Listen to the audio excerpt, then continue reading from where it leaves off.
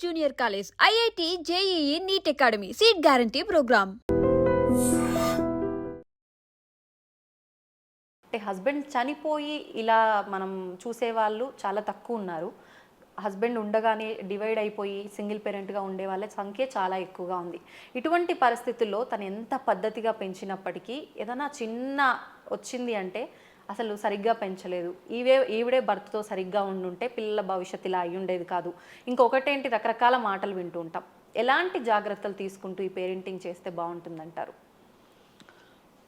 అసలు single parenting చేయాల్సిన సందర్భం ఏంటి, అలాంటి పరిస్థితి ఎందుకు వచ్చింది అనేది ఖచ్చితంగా ఆలోచించాలి. ముందు ఇది బేస్ ఈ సమస్యకి. నిజంగా ఈ సమస్య సింగిల్ పేరెంటింగ్ అనేది అది మామూలు విషయం కాదు. అది it's not a joke, it's not a cake walk also. అయితే మరి అలాంటప్పుడు అసలు ఎందుకు సింగిల్ పేరెంటింగ్ అవసరం పడింది అనేది చూసుకుని అక్కడ ఒక గైడెన్స్ అవసరం తనకి. ఆ గైడెన్స్ ఎవరి దగ్గర తీసుకోవాలి? ఒక మంచి సైకాలజిస్ట్ దగ్గరికి వెళ్ళి నా పరిస్థితి ఇది, నేను ఈ పరిస్థితుల్లో భర్త నుంచి విడిపోవాల్సి వచ్చింది, లేదు నేను భర్తను కోల్పోయాను, భర్తను కోల్పోయిన వాళ్ళ పరిస్థితికి విడాకులు తీసుకున్న ఆమెకి సొసైటీ నుంచి వచ్చే ఒక ఇది ఉంది చూసారా, రెస్పాన్స్ ఉంది చూసారా, అది భర్త చనిపోయిన అమ్మాయికి ఒక సానుభూతి ఉంటుంది, సహానుభూతి, సహకారము ఉంటాయి. అదే ఈ విడాకులు తీసుకున్న మహిళకి సానుభూతి ఉండదు, సహానుభూతి ఉండదు, సహకారం ఉండదు.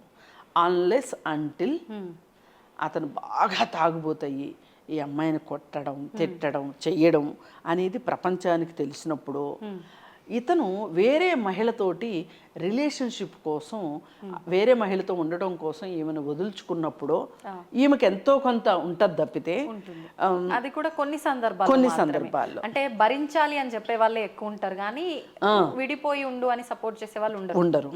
ఇలాంటప్పుడు మన పరిస్థితిని బట్టి మన స్ట్రాటజీ ఉండాలి, మన ప్లానింగ్ ఉండాలి. ఓకే, ఇందులో మళ్ళీ ప్లానింగ్ అంటే ఫైనాన్షియల్ ప్లానింగ్ ఉంటుంది, సోషల్ ప్లానింగ్ ఉంటుంది, ఇన్ హౌస్ ప్లానింగ్ ఉంటుంది, రిలేటివ్స్తో ప్లానింగ్ ఉంటుంది, పేరెంట్స్ దగ్గర నుంచి సహాయ సహకారాలు ఉంటాయి, ఇన్ని ఉంటాయి. వీటన్నిటిని బ్యాలెన్స్ చేసుకోవాలి. కరెక్ట్. ఒక్కవేళ ఫైనాన్షియల్గా వెల్ సెటిల్డ్ అయిన ఆమెకి ఏమి బాధలు ఉండవని కాదు, ఒక బర్డెన్ తగ్గుతుంది తప్పితే మిగతా అన్నీ ఉంటాయి, మిగతా అన్నీ ఉంటాయి. అదే సేమ్ టైము ఈ ఉద్యోగం కూడా చేయాల్సిన బాధ్యత ఉందనుకోండి వీడికి, ఇది ఇంకా కత్తి మీద సామె. అంతే కదా. ఓ పక్క ఉద్యోగం చేసుకోవాలి, ఓ పక్క పిల్లల ఎమోషన్స్ని పట్టించుకోవాలి. వాళ్ళకి ఫాదర్ ఉండుంటే గనక ఆ ఫాదర్ గాలం వేస్తూ ఉంటాడు పిల్లలకి, వేసి weekend friend father, weekly once కలుస్తాను అని చెప్పి కొంతమంది విజిటింగ్ రైట్స్ తీసుకుంటారు. ఈ 6 రోజులు వీళ్ళు పెంచిన పెంపకం అంతా ఒక్క రోజులో నాశనం చేస్తారు వాళ్ళు. ఎందుకంటే ఒక్కరోజు చూడటం ఈజీ, అంతే, రోజు చూడడం చాలా కష్టం. అదే కదా. పైగా తల్లి చదువుకోమని చెప్తుంది, బుద్ధిగా ఉండమని చెప్తుంది, ఇదే తిను ఇది తినొద్దు అంటది, రోజు స్కూల్కి వెళ్ళాలి అంటది, ఖచ్చితంగా బట్టలు అవి సరిగా పెట్టుకో అని చెప్తుంది, ఇంటికి వచ్చిన వాళ్ళతో మర్యాదగా ఉండు అని చెప్తుంది. అంటే ఒక రెస్పాన్సిబుల్ కిడ్గా చెయ్యాలి అని చెప్పి తన తపన. ఈ వీకెండ్ ఫాదరో లేకపోతే మంత్లీ ఒకరోజు కలిసే ఫాదర్కో ఇవేవి ఉండవు. నీకేం తిండి ఇష్టం, నీకేం ఆటలు ఇష్టం, నువ్వు మాల్కి తీసుకెళ్ళమంటావా, ఏ సినిమాకి వెళ్దాము, ఏ తిండి తింటావు, నీకేం బట్టలు కొనిపెట్టను, నీకు ఆడుకోవడానికి ఏం కొనిపెట్టను. రోజు తిండి పెట్టే బాధ్యత లేనప్పుడు నెలకు ఒకసారి బాగానే ఖర్చు పెడతారు ఖచ్చితంగా. పైగా ఇది కూడా ఎందుకు ఖర్చు పెడతారు అంటే ఖచ్చితంగా వాళ్ళ అమ్మకి వాళ్ళ అమ్మకి పిల్లలకి మధ్యలో డిస్టెన్స్ రావడం కోసం చేసే ఫాదర్స్ కూడా ఉంటారు. ట్రూ, అవును, వీళ్ళ రిలేషన్ పాడు చేయాలని. పాడు చేయాలి అంటే నేను పక్కకి వెళ్ళిపోయాను, తను ఒక్కటే చేస్తుంది అని సొసైటీలో తనకు ఒక గుర్తింపు వస్తుంది. ఆ గుర్తింపు రాకుండా చేయాలంటే వీడిని జడగొట్టాలి. ఈ మెంటాలిటీ తోటి ఉంటారు. దీనికంటే ముందు పెళ్ళి తర్వాత విడాకులు తీసుకునే ప్రాసెస్లో పడిన ఒక వేదన ఉంటుంది చూసారా, అదంతా క్యారీ ఫార్వర్డ్ అవుతుంది ఈ అమ్మాయికి. అవును, అంత ఈజీగా ఆడవాళ్ళు మైండ్లోంచి తీసేయలేరు అని అవన్నీ అయిపోయాక విడాకులు తీసుకుని పిల్లల్ని పెంచేటప్పుడు అతను ఏదో మెయింటెనెన్స్ ఇస్తున్నాడు అన్న పాపానికి అతనికి నెలకు ఒకసారి అతనికి ఇస్తే విజిటింగ్ రైట్స్ పేరుతో అతను చెడగొట్టి పంపిస్తాడు. అంతే. అలా కాదు, నాకు అతను మెయింటెనెన్స్ వద్దు, అతను వద్దు, విజిటింగ్ రైట్స్ వద్దు, ఏమొద్దు అనుకుని అతని దోవ అతనిది, నా దోవ నాది, నేను ఉన్నంతలో పెంచుకుంటాను అని గనక ఏ తల్లైనా అనుకుంటే, దానికి అతను కానీ ఒప్పుకుంటే ఆమె నెత్తిన పాలు పోసినట్టే. అంతే, ఉన్నంతలో బతుకుతుంది. అవును. అలాగే ఇప్పుడు ఈ పిల్లవాడికి తల్లి వైపు నుంచి ఉండే కేరింగు, సపోర్టు, తండ్రి వైపు నుంచి ఉండాల్సిన ఎమోషన్స్ రెండు కావాలి ఏ పిల్లవాడికైనా, ఏ పిల్లకైనా పిల్లవాడికైనా. మరి ఇప్పుడు రెండు తనే అందించాల్సిన పరిస్థితి ఉంటుంది. అంటే తినకి స్కిల్స్ ఎక్కువ కావాల్సిన అవసరం ఉంది. అంటే తల్లి తండ్రి అవ్వాలి. ఈ స్కిల్స్, బేసిక్ స్కిల్స్ ఇవి ఖచ్చితంగా తనకు అవసరం. ఈ స్కిల్స్ నేర్చుకుంటానికి తిని ఇంకొంచెం ఎక్కువగా లైఫ్ను స్టడీ చేయాలి, ఎక్కువగా వచ్చే సవాళ్ళని ఎదుర్కోవటానికి తను సిద్ధం కావాలి. అంటే ఎంత హోంవర్క్ చేయాలో చూడండి, చాలా మైండ్ వర్క్ చేయాలి. అంటే ఇంకా తనకి శారీరకంగా కానీ మానసికంగా కానీ రెస్ట్ ఎక్కడ ఉండదు. ఫైనాన్షియల్గా డే అంతా కష్టపడాలి, ఇంట్లోకి చూసుకోవాలి, పిల్లలతో ఎలా ఉండాలో చూసుకోవాలి. అన్ని బాగా చూసుకున్నా ఖచ్చితంగా ఏదో ఒక ఇబ్బంది వస్తూనే ఉంటుంది. ఆ ఫైనాన్షియల్ మ్యాటర్స్ ఆ బ్యాలెన్స్ అవ్వకో ఎక్కడో ఒక దగ్గర మనం ఎంత ఎమోషనల్గా పిల్లలతో తండ్రిలాగా తల్లిలాగా ఉండాలనుకున్న వాళ్ళ రిసీవింగ్ కూడా అలానే ఉండాలి. ఉండకపోవటము ఇంకెప్పుడు రన్ అవుతూనే ఉంటుంది. ఇది రన్ అవుతూనే ఉంటుందండి. అసలు నన్ను అడిగితే జీవితం పోరాటం అండి. తల్లి తండ్రి ఉన్నా అన్నీ బాగున్నా ఒక పోరాటమే ఇది. ఒక రకంగా ఏంటి అంటే మనం యుద్ధమే చేస్తుంటాం ప్రతిరోజు ఏదో ఒక దాంతో. ఇప్పుడు ఆఫీస్లో అన్నాక ఆఫీసుల్లో కష్టాలు ఆఫీసుల్లో ఉంటాయి. అయితే ఇవన్నీ తట్టుకుని ఒక మహిళ ఇండివిజువల్గా పిల్లల్ని పెంచటము అనేది ఒక ఆర్ట్. వాస్తవం. దానికి తను బయట నుంచి తను తీసుకోవాల్సిన సపోర్టివ్ సిస్టమ్స్ని మర్చిపోకూడదు ఎప్పుడు. అంటే ఏ రకంగా? ఇప్పుడు తనకు ఒక డైలమా వచ్చింది. ఈ డైలమాని ఒక స్నేహితురాలతో మాట్లాడింది అనుకోండి, స్నేహితురాలకి ఎంత తెలిసి ఉండొచ్చు, ఒక సలహా అడిగితే అంతే, ఎంతో కొంత తన వర్షన్లో మాత్రమే చెప్పగలదు. అలాగే తల్లిదండ్రులకు చెప్పింది అనుకోండి, వాళ్ళు ఏం మాట్లాడతారంటే, మేము ఆ రోజే చెప్పాం విడాకులు తీసుకోవద్దు, వాడితో ఎలాగోలా కలిసి ఉండు, సర్దుకుపోవాల్సింది అని ఆ రోజే చెప్పాం. నువ్వు విన్నావా? ఒక క్లాస్ మొదలవుతుంది అంతే. ఇంకా వాళ్ళ దగ్గర ఈమె షట్టర్ పడిపోతుంది. ఇంకా ఇవన్నీ కాదు అనుకుంటే ఈలోపు ఇంకొక మహానుభావుడు ఎవరన్నా ఈమె జీవితంలోకి వచ్చాడు అనుకోండి, ఇంకా అంతకు మించిన టార్చర్ ఇంకొకటి ఉండదు. అవును, అది ఇంకొక కొత్త సమస్యను తీసుకొస్తుంది. ఆడపిల్లలతో అయితే ఆడపిల్ల ఉంటే గనక ఒక రకమైన సమస్య, మగపిల్లవాడు ఉంటే ఒక రకమైన సమస్య, ఈ సమస్యలు వస్తాయి. అందుకని వీళ్ళని జీవితంలో ఒకసారి ఎక్స్పెరిమెంట్ చేయండి. పెళ్ళి నన్ను అడిగితే ఒక ఎక్స్పెరిమెంట్ అంతే అంటారా? అంతే, ఒక లాటరీ. ఏం తెలుసండి ఆ వచ్చేవాడు ఎలాంటి వాడో, అలాగే అబ్బాయికి ఏం తెలుసు వచ్చే అమ్మాయి ఎలాంటిదో. సాధించే ఆడవాళ్ళు కూడా ఉంటారు కొంతమంది, చాలా ఇబ్బంది పెట్టే ఆడవాళ్ళు కూడా ఉంటారు. మనం అసలు ఆ విషయంలో వేరేగా అనుకోవడానికి లేదు. ఇది నేను నింద వేయడం కాదు, ఎందుకంటే మనిషి అన్న తర్వాత రకరకాల కాంప్లికేషన్స్ ఉంటాయి, వాటిని అర్థం చేసుకోవాలి. అర్థం చేసుకొని ఏ భార్య భర్త అయితే వాళ్ళల్లో ఉన్న స్ట్రెంగ్త్ని తీసుకొని తన స్ట్రెంగ్త్తో మ్యాచ్ చేసి స్ట్రెంగ్త్గా అవుతాడా, ఏ భర్త అయితే తనలో ఉన్న వీక్నెస్ ఆమెలో ఉన్న వీక్నెస్కి కలిపి దాన్ని భూతద్దంలో చూసి, ఇది భార్య అయినా భర్త అయినా చేసుకుంటారా అనేది వాళ్ళ జీవితంలో తక్కువ సమస్యలు ఎవరికి వస్తాయి అంటే స్ట్రెంగ్త్ ముడివేసి స్ట్రెంగ్తన్గా అయితే వాళ్ళ ఫ్యామిలీ బాగుంటుంది. ఎప్పుడైనా ఏదైనా సమస్య రానివ్వండి, ఇద్దరు కూర్చొని మాట్లాడుకుంటారు. ఇది ముఖ్యం. ఇది ముఖ్యం. ఇప్పుడు ప్రతి మనిషిలో స్ట్రెంగ్త్ ఉంటుందండి, ప్రతి మనిషిలో వీక్నెస్ ఉంటుంది. మనం 24 గంటల వీక్నెస్ చూసామనుకోండి, ఇంకా అంతకంటే దుర్మార్గం ఇంకోటి ప్రతిదీ మనకి ఇంకా నెగిటివ్గానే కనిపిస్తుంది. పాజిటివ్స్ చూడటం నేర్చుకోండి. ప్రతి మనిషిలోనూ ఉంటాయి. అంటే ఇంకా కరుడు గట్టిన నేరస్తుల విషయంలోనూ, లేకపోతే పచ్చి తాగుబోతుల విషయంలోనూ, అట్లాంటి యాంటీ సోషల్ పర్సనాలిటీ ఎలిమెంట్స్ గురించో నేను మాట్లాడట్లా.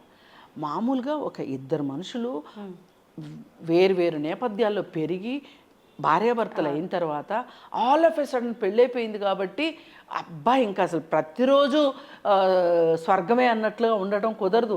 ఏమో ఉంటారేమో ఒక వారం రోజులు, ఒక హనీమూన్ వరకు ఉంటారేమో, ఆ తర్వాత ఏ కష్టమో రానంత వరకు ఉంటారేమో. మరి కష్టం వచ్చినప్పుడు ఇది నీ వల్లే వచ్చింది అనుకునే కన్నా ఎందుకు జరిగింది అని ఇద్దరు కలిసి కూర్చుని ఆలోచించారనుకోండి, ఖచ్చితంగా సమాధానం దొరుకుతుంది. అంతే. ఈ చిన్న లాజిక్కే మిస్ అవుతుంది. ఈ లాజిక్ మిస్ అవుతున్నారు. అయితే అలాగే కొంతమంది నా వైపు వాళ్ళే గ్రేటు అనుకుంటారు. ఇలాంటి అన్నీ చూసి ఇంకా ఇది రిజాల్వ్ గాక విడాకులు తీసుకున్న తర్వాత ఇప్పుడు ఈ తల్లిదండ్రులకి ఇవన్నీ తెలుసు, ఈ సమస్యలన్నీ తెలుసు. కానీ సింపుల్గా ఏమంటారు, ఆ రోజే చెప్పామా, ఇక్కడ సమస్యకు పరిష్కారం ఇవ్వరు, తన పైన ఇంకో బండ పెడతారు. అందుకని మీరు ఎవరైనా సరే ఇలాంటి పిల్లలకి, సింగిల్ పేరెంటింగ్ పిల్లలకి ఎమోషనల్గా కొన్ని సమస్యలు ఉంటాయి. దాన్ని రిజాల్వ్ చేసుకోవటానికి మీరు కౌన్సిలర్స్ దగ్గరికి తీసుకెళ్ళండి, సైకాలజిస్ట్ దగ్గరికి తీసుకెళ్ళండి. మన ఇంటి సమస్య చెప్తే వాళ్ళు దాన్ని అర్థం చేసుకుని ఒక పరిష్కారాన్ని మనకు చూపించగలుగుతారు. ఇది చెయ్యగలగాలి. నంబర్ 1.